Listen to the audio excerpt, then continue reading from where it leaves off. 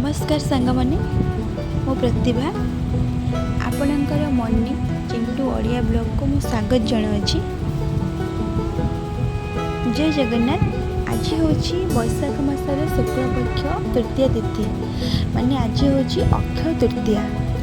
तो अक्षय तृतीया को माने अक्षय तृतीया माने मो तरफ आपण समस्त को अनेक अनेक शुभेच्छा।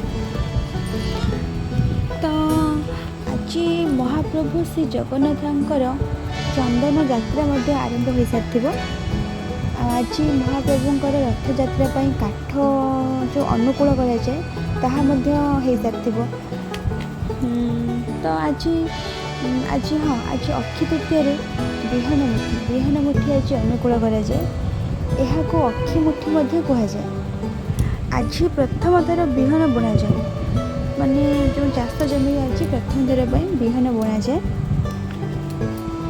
समस्त घरे है आम घरे हो आपण घरे हो समस्त घरे आज पिठा पणा भोग राग जहाँ भी हो प्रथम पिठापणा हो जहाँ तैयारी है पर ना तो यह माने निज घर ठाकुर पाखे भोग लगा जाए। तापर तुलसी क्षेत्र केन्द्रापड़ा जो केन्द्रापड़ा जिला तुलसी क्षेत्र केन्द्रापड़ा श्री बलदेव जी सहित देवी रेवती विवाह उत्सव पालन करा जाए।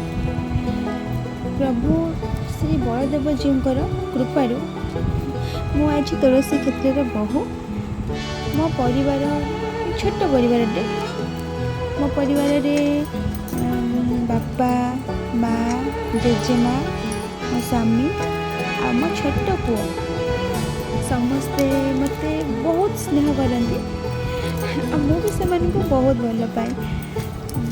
प्रभु कृपारू से समस्ते आम बंधु परिजन समस्ते समस्ते भलरे रुहतु। भगवान समस्त को भल रखि था। बस एति मोर अनुरोध भगवान के पाखे कहला देखी जमी ए संसार रे कहीं नहांती जे जार जीवन रे दुख ना। समस्त जीवन में दुख अच्छी है सुख भी अच्छी दुख भी अच्छी हुए तो कहा जीवन में अधिका सुख अच्छी कम दुख अच्छी तो आउ कहा जीवन में माने कम सुख अच्छी तो अधिका दुख अच्छी है। एमती जीवन में चली तो से दुख पर सुख सुख पर दुख एमती संसार में लगी।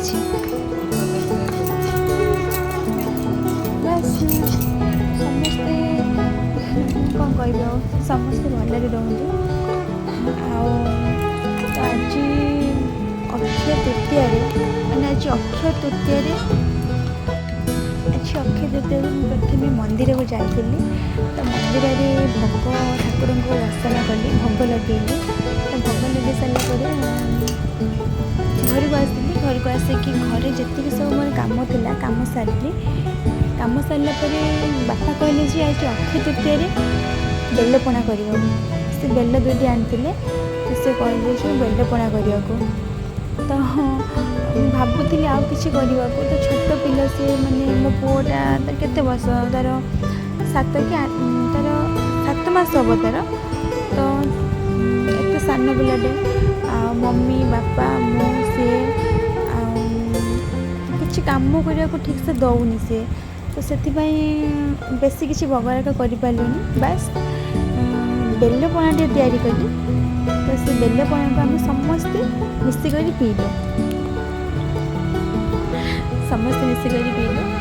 वर्षा होगा भी आरंभ हो गला अक्षय तृतीय आम अमर भी यहाँ प्रथम अक्षय तृतीय तो समस्ते आमको आशीर्वाद कर